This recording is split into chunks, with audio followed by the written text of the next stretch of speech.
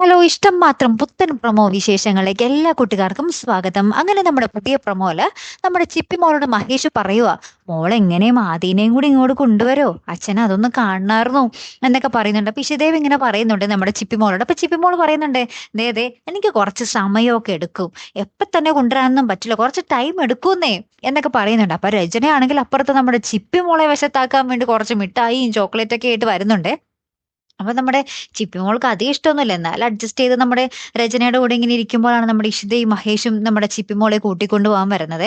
അപ്പൊ ഇഷിതയെ കാണുമ്പോൾ തന്നെ നമ്മുടെ രചനയുടെ അടുത്ത് നിന്ന് നമ്മുടെ ചിപ്പി മോൾ ഓടിപ്പോയിട്ട് നമ്മുടെ ഇഷിതയ്ക്ക് എന്താ പറയാ തോരാതെ കുറേ ഉമ്മുമ്മൊക്കെ കൊടുക്കുന്നുണ്ട്. അപ്പൊ നമ്മുടെ ഇത് കാണുമ്പോൾ നമ്മുടെ രചനയ്ക്ക് അങ്ങോട്ട് സഹിക്കുന്നില്ലേ.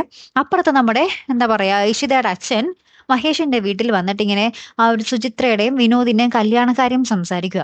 അപ്പൊ മഹേഷിന്റെ അമ്മ പറയുന്നുണ്ട് അവര് പ്രണയത്തിലായി നേർത്തി അങ്ങനെ ഞങ്ങൾക്ക് എടുത്തോ പിടിച്ചോ ഒന്ന് കെട്ടിച്ചു ഒന്നും കൊടുക്കാൻ പറ്റില്ല എന്നിങ്ങനെ പറയുന്ന ഒരു നിമിഷങ്ങൾ തന്നെയാട്ടോ കൂട്ടുകാരെ ഏറ്റവും ഒടുവിൽ നമുക്ക് കാണുവാൻ സാധിച്ചതേ.